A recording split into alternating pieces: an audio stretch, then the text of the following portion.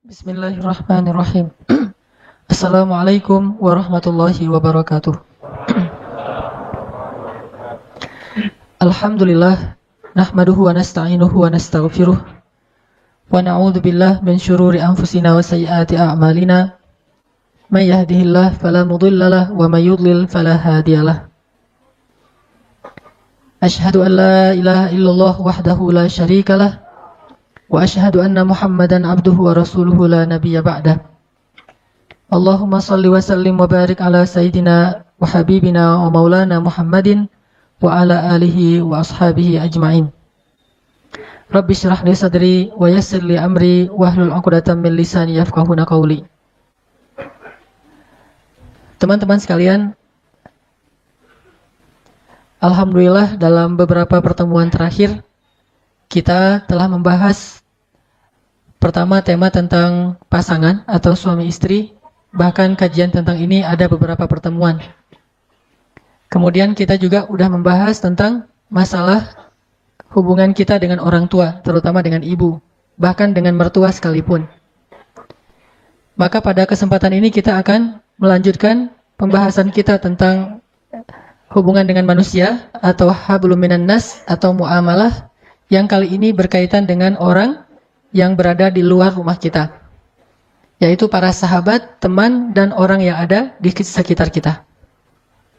Hari ini kita akan membahas tentang salah satu sifat, bahkan kalau kata ulama bukan cuma sifat, tetapi karakteristik.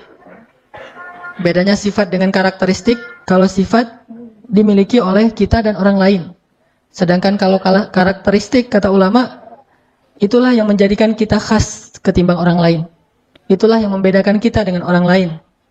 Sehingga para ulama mengatakan, salah satu karakteristik seorang muslim, seorang mukmin yang paling luar biasa itu adalah dia seorang yang sangat setia kawan. Istilah setia kawan ini saya coba ijtihad, saya coba terjemahkan dari istilah yang sebenarnya dalam bahasa Arab itu disebut dengan istilah al-ithar. Kalau dalam bahasa Arab disebut dengan istilah al-ithar. Dalam bahasa Arab itu ada dua, ada ithar, ada atharah. Ada ithar yaitu setia kawan, ada atharah yaitu individualis. Ini mirip istilahnya, ithar, atharah. Nah, kita akan membahas tentang salah satu karakteristik seorang muslim atau seorang yang mengaku mukmin adalah ithar. Dan seperti apa ithar ini? Kalau kita bahas bahwa setia kawan, bukan hanya muslim yang punya sifat setia kawan. Dan istilah setia kawan ini bukan hanya dimiliki oleh orang-orang yang mengaku beriman. Bahkan orang yang tidak beriman kepada Allah pun kadang lebih setia kawan dari orang yang mengaku beriman. Lalu bagaimana kita akan menunjukkan kalimat dari hadis Nabi, innama bu'ithtu, sesungguhnya aku diutus hanya liutammima makarimal akhlak, untuk menyempurnakan, untuk mengutuhkan akhlak-akhlak yang mulia. Sehingga dulu saya pernah menyampaikan bahwa yang memiliki akhlak mulia itu bukan cuma muslim. Non-muslim juga mereka punya akhlak yang mulia. Mereka juga belajar tentang kemuliaan-kemuliaan akhlak. Tetapi Islam, kata Nabi, liutammim, dia mutammimal akhlak, mutammima makarimal akhlak. Dia menyempurnakan semua akhlak-akhlak yang indah, semua akhlak-akhlak yang baik yang dimiliki oleh sekian banyak manusia. Kaum muslimin menyempurnakan, artinya kalau kita membicarakan tentang sifat jujur, maka semua orang belajar tentang jujur. Tetapi yang paling sempurna kejujurannya itu harusnya seorang muslim. Kita bicara tentang sifat sabar. Banyak orang yang memiliki sifat sabar, tetapi harusnya muslim itulah yang paling sempurna kesabarannya. Kita bicara tentang sifat setia kawan. Banyak orang yang punya sifat setia kawan. Bahkan orang yang dalam bahasa poster itu mungkin masa bejat dulu, dalam keadaan masih bejat, kita jauh dari masjid, kita nggak pernah sholat, kita nggak taat sama orang tua, tapi kita punya sifat setia kawan kepada teman-teman kita itu luar biasa. Harusnya orang yang sudah datang ke masjid, yang sudah mengaku berhijrah, yang sedang belajar Al-Quran dan Sunnah, dia punya sifat setia kawan yang lebih sempurna daripada mereka yang menurut sebagian orang disebut orang yang belum berhijrah. Jadi kalau kita mengaku sudah berhijrah, kalau kita mengaku sedang memperbaiki diri dan sudah sering ikut taklim, tetapi kita tidak lebih setia kawan daripada mereka yang jarang ikut taklim atau yang belum pernah datang ke masjid, berarti kita belum memiliki karakteristik seorang muslim, sehingga tidak sah disebut sebagai muslim sejati. Apa bedanya kita dengan mereka? Bahkan mungkin mereka lebih baik daripada kita. Ada satu orang, namanya si A misalnya. Dia punya 2 orang teman. Teman yang pertama, si B, ini orang yang sudah hijrah. Rajin ke masjid, sholat berjamaah, ikut taklim. Ini si B. Temannya yang satu lagi si C. Nggak pernah berhijrah, nggak pernah ke masjid, nggak pernah ikut taklim. Sholat aja nggak pernah. Ketika si A ini membutuhkan pertolongan, atau dia sakit, atau dia butuh apapun, dalam keadaan sedang diuji dengan satu musibah, maka lihatlah siapa yang pertama datang untuk menolong si A. Kalau yang pertama datang adalah si B, harusnya demikian karena dia yang sudah berhijrah, dia yang sudah belajar. Tetapi alangkah memalukannya, alangkah sedihnya jika yang pertama datang kepada si A ini adalah orang yang gak pernah berhijrah, gak pernah ke masjid, ke taklim, yaitu si C. Sekarang kira-kira kita punya teman nih yang sering punya masalah, yang sering kadang-kadang diuji dengan musibah. Dia punya teman, salah satunya kita yang sudah rajin ke masjid, yang sudah sholat berjamaah di masjid. Dan dia juga punya teman-teman yang lain yang gak pernah ke masjid, yang seringnya ke tempat-tempat maksiat. Coba tanya pada diri kita masing-masing, kalau teman kita ini butuh sesuatu, apakah kita lebih dulu datang kepada dia, atau teman kita yang kita sebut ahli maksiat lebih dulu datang pada dia? Ini adalah muhasabah yang paling jujur, untuk menunjukkan siapa yang paling baik di antara kita dengan orang lain. Yang kita sebut sebagai ahli maksiat dengan ahli ta'lim dan ilmu. Harusnya seorang muslim menunjukkan yang paling awal dalam kebaikan. Bukankah Allah mengatakan wasari'u ila maghfiratin min rabbikum wa jannah fastabiqul khairat was-sabiquna as-sabiqun ulaikal muqarrabun. Mereka yang pertama, mereka yang lebih dulu, mereka yang berlomba-lomba. Di mana semangat perlombaan dalam kebaikan itu seandainya kita mengaku sudah rajin datang ke masjid? Apakah perlombaan kita hanya langkah-langkah menuju rumah Allah? Bukankah kebaikan bukan hanya ada di dalam masjid, tetapi juga kebaikan tersebar di seluruh bumi yang Allah miliki ini? Sehingga harusnya kita harus muhasabah dan merasa malu kepada Allah dan kepada manusia. Bahwa kita seringkali bukan yang pertama datang untuk menolong saudara kita yang sedang membutuhkan pertolongan kita. Kita sering disalib oleh orang-orang yang kita sebut, mungkin dia orang yang tidak beriman, kita disalib oleh mereka. Ketika misalnya ada musibah di salah satu kota, di kota-kota ada di Indonesia, yang pertama yang datang langsung turun tangan. Di antara orang-orang yang mau membantu mereka itu perusahaan-perusahaan yang latar belakangnya bukan perusahaan yang orang muslim. Kemudian yang datang negara yang latar belakangnya itu bukan penguasa muslim. Kemudian secara individu yang datang untuk menyumbangkan berbagai macam bantuannya itu bukan muslim. Charity yang pertama sekali datang untuk menolong kita justru bukan orang yang paling taat dalam agamanya, tetapi mereka orang yang jauh dari masjid, jauh dari taklim. Ini menunjukkan bahwa kita belum benar-benar mengikuti sunnah Nabi SAW. Padahal harusnya kalau kita mengaku ahlus sunnah wal jamaah, kita menjadi orang yang pertama. Liutammima makarimal akhlak. Menjadi yang pertama dalam menunjukkan akhlak-akhlak yang sempurna ini. Baru namanya mutammimul makarimil akhlak. Sebut saja misalnya kisah yang paling populer tentang Rasulullah tuh. Ketika ada seorang laki-laki kafir, sakit. Laki-laki itu sering menyakiti Rasul kan? Meletakkan duri di depan rumah Rasul, membuang kotoran di depan rumah Rasul, menghina Rasul, memfitnah Rasul, mencela Rasul, memarah-marahi Rasul. Dan Rasul sering disakiti fisik dan perasaan beliau oleh orang itu. Tapi suatu hari, dia tidak muncul dan tidak ada yang mengganggu Rasulullah di jalan, sehingga Rasulullah bertanya, di mana si fulan? Rasulullah tidak mengatakan di mana si pengganggu itu, tidak, tetapi di mana si fulan? Karena Rasulullah merasa heran, biasanya dia ada lebih duluan datang untuk menghadang Rasulullah SAW, mencegat Rasulullah di jalan. Tapi hari ini dia tidak muncul. Di mana si fulan? Kata orang-orang si fulan sedang sakit ya Rasulullah. Di mana rumahnya? Ditanya rumahnya, lalu Rasulullah langsung balik arah. Bukannya datang ke Ka'bah untuk berdakwah, bukannya datang ke rumah sahabat untuk ta'lim, tetapi langsung balik arah menuju rumah orang yang paling jahat kepada beliau, yang sedang sakit. Sehingga ketika Rasulullah datang mengetuk pintu, kemudian dia bertanya, "Man?" Rasulullah mengatakan Muhammad. Dia langsung makin gemetar takut. Karena ini orang yang selama ini dia sakiti, sekarang datang untuk mungkin mau menuntut balas atau apapun.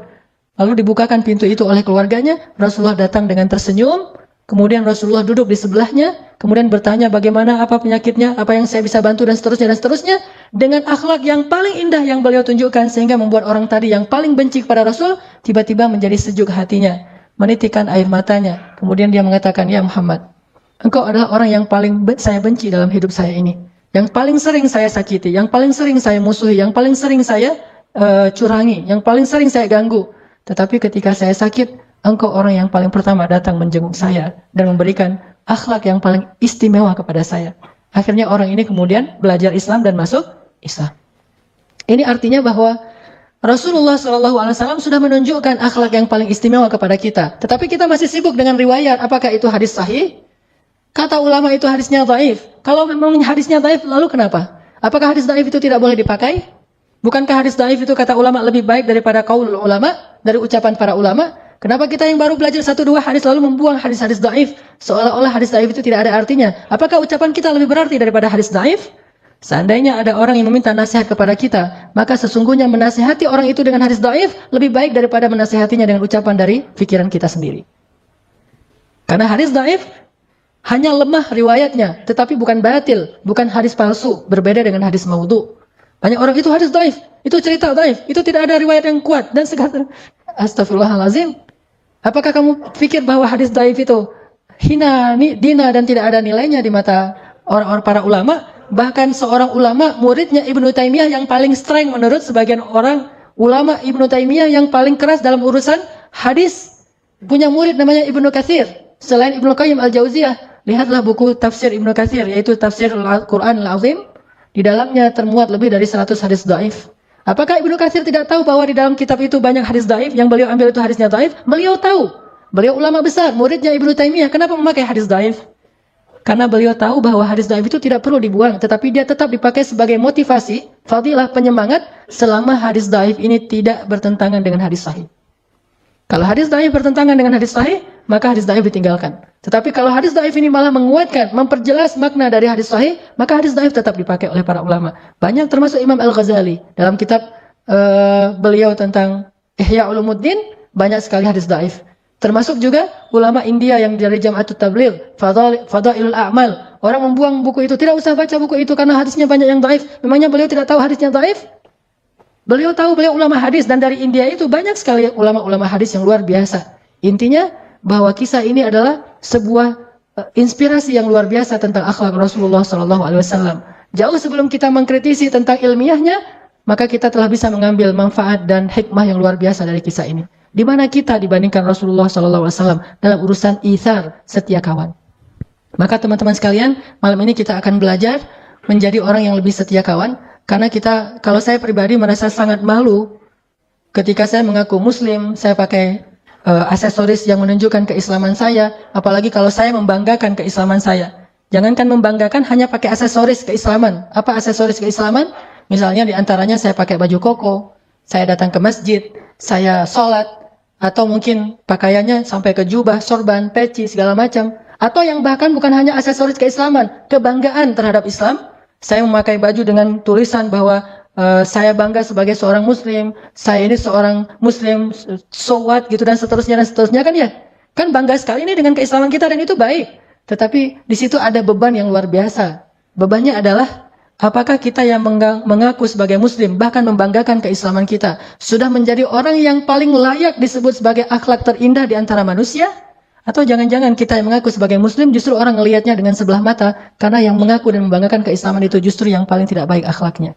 Ini bagi saya muhasabah dan akan menjadi rasa malu yang luar biasa, sehingga mencoba untuk selalu belajar. Ada orang di belakang mobilnya ditulis La ilaha illallah. Mobil yang di belakang, di kaca belakang sudah ditulis La ilaha illallah, nggak boleh ngebut loh ya. Karena itu bebannya berat. Kalau dia ngebut nggak ada La ilaha illallah, dia tidak membawa kalimat thayyibah dalam akhlak yang khabithah. Tetapi ketika di mobil dia tulis La ilaha illallah, dia tulis misalnya muslim atau apa, dia tulis bahasa-bahasa kebanggaan Islamnya, ini hal yang positif, tidak masalah dengan itu. Kita ingin syiar, tapi syiar itu ada konsekuensinya. Jangan hanya syiar dalam bentuk teks, tetapi ada tanggung jawab yang lebih besar daripada teks itu sendiri, yaitu tanggung jawab akhlak. Karena orang tidak lihat sholat kita, dan mereka juga tidak akan merasa kagum dengan sholat kita. Mereka akan lihat dan kagum, takjub, dan menjadi respect kepada kita karena akhlak kita. Sehingga yang membawa La ilaha illallah ketika ada masalah di jalan, dia harus jauh lebih baik akhlaknya daripada mereka yang di belakang ditulis mungkin kalimat-kalimat, misalnya FBI, mungkin dia ada kalimat tentang benderanya Amerika atau benderanya Jepang, orang bangga dengan bendera yang lain, atau minimal bendera Indonesia, kita pakai benderanya Palestina, benderanya Arab Saudi, La ilaha illallah. Ini berat membawa kalimat itu. Makanya kenapa di belakang mobil saya tidak ada La ilaha illallah? Karena saya masih suka ngebut di jalan. Alasan.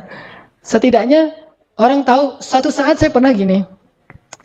Ini saya waktu itu pakai sorban mau ngajar pakai jubah, karena lagi-lagi alasannya buru-buru gitu, ngebut kan, karena macet, jalannya tuh udah stuck banget, akhirnya saya ngambil jalur yang arah berlawanan, dan dipancing sama angkot sebetulnya, saya ngikutin angkot aja, jalur yang berlawanan, pas ngikutin angkotnya langsung bisa masuk, saya ketinggalan di belakang, dan kemudian di depan udah ada mobil yang berlawanan masuk, dan mobilnya kebetulan mobil mewah.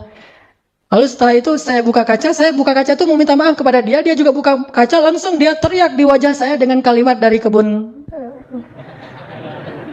Dan waktu itu mungkin karena dia lihat dari depan ini orang pakai sorban, pakai jubah, tapi kok ngambil jalur orang. Di situ saya merasa sangat malu, bukan marah kepada dia, justru saya menganggap bahwa dia pantas mengatakan itu kepada saya. Harusnya saya membawa aksesoris Islam, pakai sorban, pakai jubah. Belum lagi nanti kalau ada yang kenal itu Ustaz Hanan dan seterusnya. Berarti saya harus lebih baik akhlaknya daripada mereka. Yang saya maksud dengan akhlak ini bukan urusan pribadi, tetapi bagaimana sikap kita kepada orang lain itu terbawa. Apalagi kita, misalnya teman-teman udah pada tahu nih, teman-teman komunitasnya kita di sini, ada yang komunitasnya atlet mungkin para atlet sepak bola, ada komunitasnya yang lain, anak motor, anak musik, anak segala macam kan di sini nih. Teman-teman kita di komunitas tahu kalau kita itu udah hijrah, kalau kita itu udah rajin ke masjid, bahkan bukan hanya tahu dari orang lain, kita sendiri yang kadang-kadang ngomong, saya ngaji di Al-Latif, saya sekarang lagi coba belajar agama dan seterusnya. Disitulah kita sebetulnya sedang diperhatikan oleh mereka. Kalau mereka memperhatikan kita, jangan buru-buru menjudge mereka bahwa mereka itu sedang curiga sama kita, menjelek-jelekan kita, enggak. Mereka sedang memperhatikan, apakah yang sudah mengaku hijrah ini lebih baik akhlaknya atau tidak. Kalau lebih baik, maka saya akan ikut dia. Kalau yang sudah hijrah ini, yang sudah belajar agama ini lebih mengalah, lebih sabar, lebih mudah memaafkan, lebih lebar senyumnya daripada yang lain, maka saya akan ikut dia. Tetapi kalau yang sudah mengaku berhijrah ini kemudian yang dulunya suka tersenyum sekarang mulai manyun, saya tidak akan ikut dia. Kalau yang dulunya dia orangnya asik sekarang mulai jaim, saya tidak akan ikut dia. Kalau dulunya orangnya sangat toleran sekarang orangnya sangat strike gitu, saya tidak akan ikut dia. Ternyata akhlak kita itulah yang akan menarik mereka untuk ikut sama-sama menikmati hidangan Allah di dalam masjid.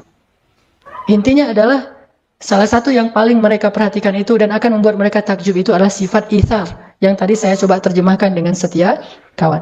Mari kita coba baca ayat Al-Quran yang sangat fenomenal tentang masalah itsar yang ada di dalam surat Al-Hasyr. Coba kita buka surat 59, surat Al-Hasyr ayat 9. Surat 59 ayat 9.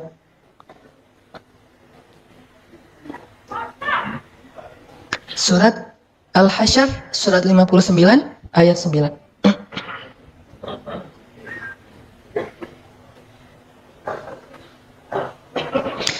A'udzu billahi minasy syaithanir rajim.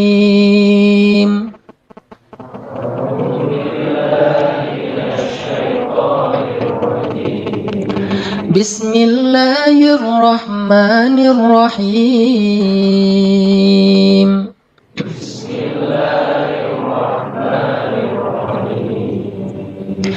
والذين تبوأوا الدار والإيمان من قبلهم يحبون من هاجر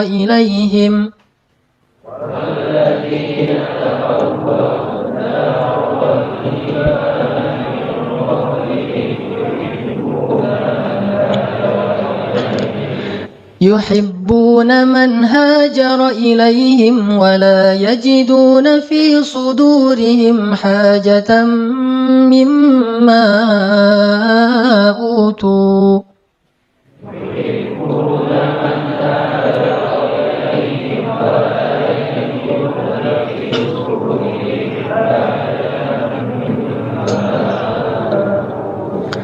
ويؤثرون على أنفسهم ولو كان بهم خصاصة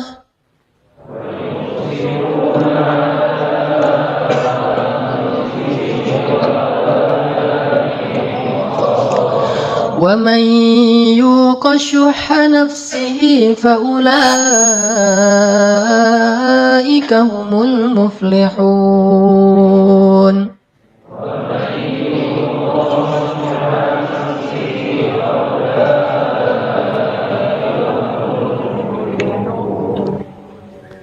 Dan orang-orang yang telah menempati kota Madinah dan telah beriman yaitu kaum Ansor sebelum kedatangan kaum Muhajirin.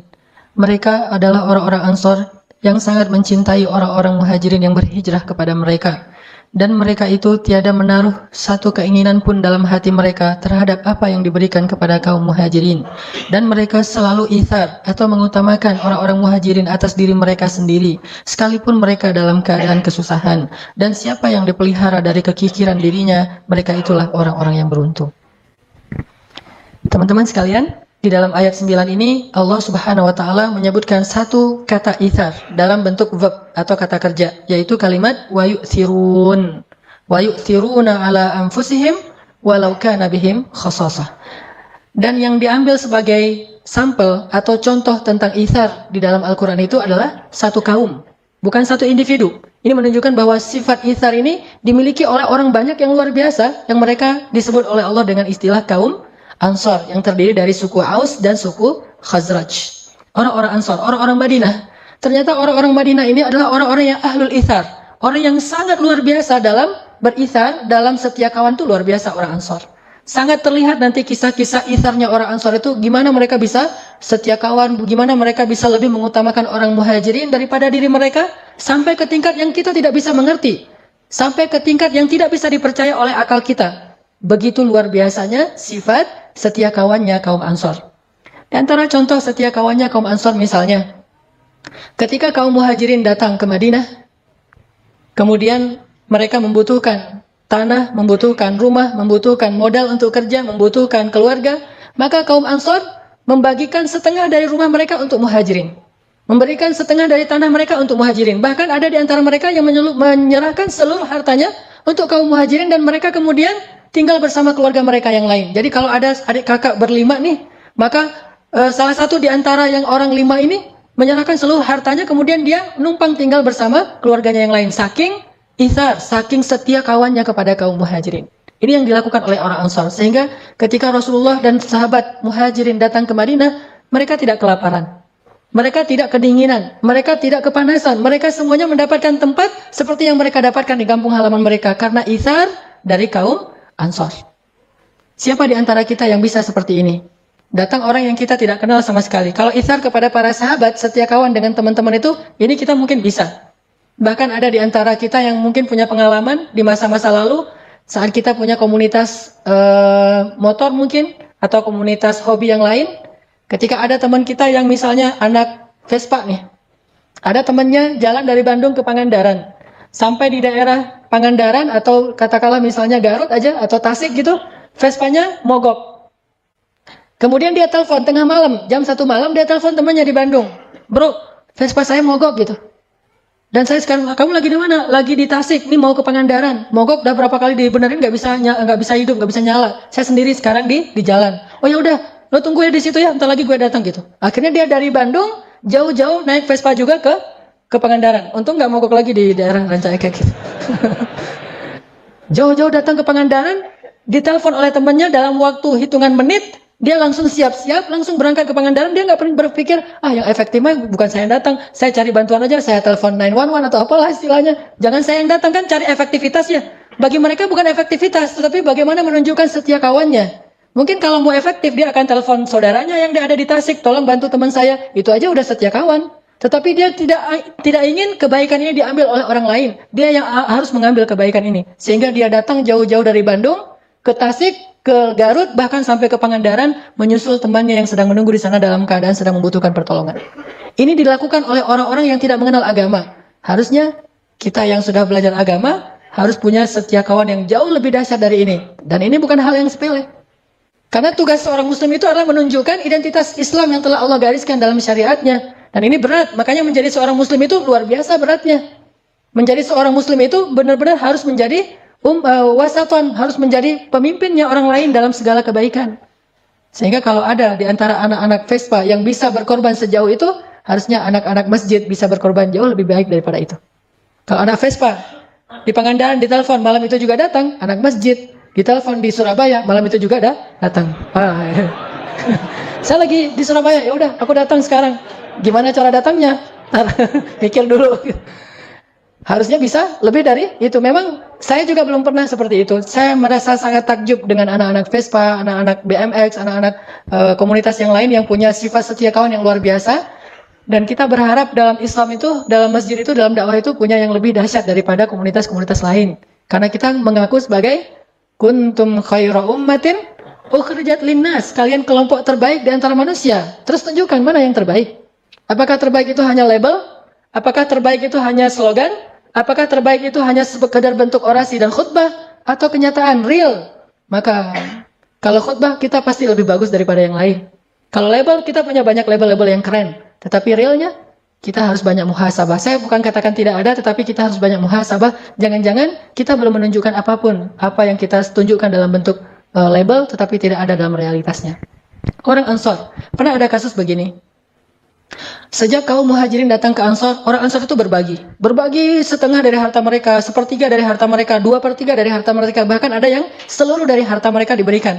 Maaf, sampai ada di antara mereka yang mengatakan, maaf, saya punya anak, silakan kalau kamu mau menikahi anak saya, kamu butuh keluarga, kamu jadi menantu saya. Kamu nggak perlu mahar, maharnya adalah kamu muslim. Maka saya akan memodalkan semuanya. Dinikahkan putrinya dengan orang muhajirin. Ada yang bahkan istrinya mengatakan kepada suaminya, suamiku, kalau memang kamu ridho, maka ceraikan saya, sehingga saya bisa menjadi istrinya si fulan itu muhajirin membutuhkan istri. Sampai kayak gitu. Dan ini adalah inisiatif perempuan Ansor. Saking luar biasanya pengorbanan kaum Ansor ini lebih dari apapun. Kalau bahasa sekarang mah, ada 2 orang yang jatuh cinta ke satu cewek. Nah, yang satu udah ke masjid, yang satu belum ke masjid. Maka yang udah ke masjid ini harus ngalah nih. Kenapa? Isar. Terus perempuannya di mana? Nah, perempuan misalnya dia agak galau nih memilih. Yang udah ke masjid, keren sih. Hafal Quran, udah mulai menghafal Quran, udah tahsinnya udah bagus, udah di mana-mana ngaji gitu kan ya. Terus yang belum ke masjid, keren juga. Cuma dia belum dekat dengan Al-Quran, belum ikut taklim, belum sholat di masjid dan seterusnya. Galau memilihnya nih. Akhirnya supaya si perempuannya nggak galau, maka tunjukkanlah sifat ithar. Datanglah ke teman kita, bro. Boleh bicara heart to heart nggak? Ada apa bro? Gitu. Itu tentang si cewek itu tuh namanya misalnya apa namanya yang keren? Namanya Wulan gitu, si Dewi lah, Dewi, tentang si Dewi misalnya, lo suka sama dia gitu, lo nggak usah ngomong gitu dah, baper banget sih jadi orang gitu deh gitu, nggak enak kalau udah terlalu main emosional. Kita jujur aja, kalau misalnya lo suka sama dia, gue juga suka, terus gitu. Maksud gue kalau misalnya lo suka sama dia, ya udah kamu aja yang maju, saya mah apa tuh gitu. kamu aja yang maju gitu. Kok kamu bisa gitu? Kamu nggak serius ya sama dia? Serius banget. Terus kenapa kamu bisa ngerelain? Isar bro, isar gitu kan ya. Habis ikut talim, harusnya gitu tuh. Orang Ansor bukan cuma orang yang pacar doang yang dikasih, sampai istri pun, dan istrinya juga rela banget. Atas nama bukan cinta lagi bagi mereka yang terpenting adalah isar. Sampai kayak gitu, coba bayangkan. Walaupun ini kasusnya cuma ada satu ya, jangan bilang semua orang Ansor kayak gitu, enggak juga. Cuma ada satu kasusnya, dan itu agak-agak unik menurut saya dan nggak harus jadi teladan juga sih. Saya nggak rela. Kalau saya mah nggak rela. Kalau istri saya ngomong kayak gitu, bunuh diri gitu. Dia bilang, manggilnya misalnya kalau saya manggilnya nggak usah disebut lah, pokoknya gitu manggilnya gitu. Manggil gitu. Kamu cinta sama aku? Cinta banget dong gitu kan. Gimana? Aku nggak bisa hidup tanpa kamu. Pokoknya lebay-lebay gitu. Terus dia bilang, tapi kalau ada ayat tuh, lan tanalul birra hatta tunfiqu mimma tuhibbun. Kamu tidak akan sampai mendapatkan kebaikan terbaik sampai kamu menginfakkan yang paling kamu cintai. Hah? Menginfakkan yang paling dicintai. Maksud kamu apa? Ceraikan aku biar aku menikah dengan dia. Wah! Langsung rame itu kan ya, selingkuh lah, segala macam lah tuduhan-tuduhannya. Tapi orang Ansar ada yang pernah kayak gitu, bayangin. Ini menunjukkan bahwa isar mereka itu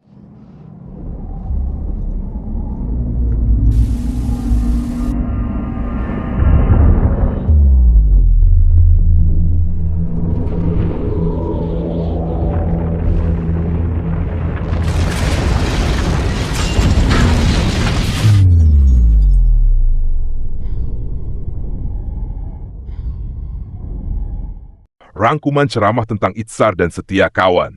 Dalam ceramah yang penuh makna ini, Hanan Attaqi menjelaskan nilai luhur yang menjadi satu karakteristik seorang muslim, yaitu itsar atau sikap mendahulukan orang lain daripada dirinya sendiri. Dengan gaya tutur yang ringan namun mendalam, ia memulai dengan mengupas pentingnya setia kawan, sebuah sikap yang seharusnya menjadi ciri khas seorang mukmin. Setia kawan, menurutnya, bukan hanya milik orang-orang beriman, bahkan seringkali ditunjukkan lebih luar biasa oleh mereka yang tidak beriman. Namun, Islam mengajarkan bahwa setia kawan seorang mukmin seharusnya lebih sempurna karena dilandasi iman dan nilai akhlak mulia yang diajarkan Rasulullah. Hanan melanjutkan ceramahnya dengan menggambarkan kisah-kisah menakjubkan dari para sahabat Nabi. Salah satunya adalah kisah kaum Ansyar di Madinah, yang rela berbagi segala milik mereka dengan kaum Muhajirin. Mereka tidak hanya berbagi rumah dan harta, tetapi bahkan menunjukkan pengorbanan yang sulit diterima akal manusia, seperti menyerahkan tanah, hasil panen, bahkan keluarga demi mendukung saudara-saudaranya. Kisah Jabir bin Abdullah juga diceritakan, di mana Rasulullah dengan berkahnya mampu membagi makanan yang sedikit untuk ribuan orang tanpa berkurang sedikit pun. Semua ini menegaskan bahwa sikap itsar membawa keberkahan yang luar biasa. Sebagai penutup, Hanan mengingatkan betapa pentingnya kita sebagai Muslim untuk mencontoh sifat itsar dalam kehidupan sehari-hari. Tidak hanya dalam hal besar, tetapi juga dalam hal kecil. Mulai dari memberi tempat duduk kepada orang lain, berbagi makanan, hingga menunjukkan sikap toleransi dalam perbedaan. Ia menekankan bahwa sikap mendahulukan orang lain ini bukan sekadar simbol, tetapi tanggung jawab moral seorang mukmin dalam menunjukkan rahmat Islam kepada sesama. Dengan demikian, dakwah Islam tidak hanya berupa kata-kata, tetapi juga tercermin dalam perbuatan nyata yang memberikan manfaat bagi manusia dan lingkungan di sekitarnya.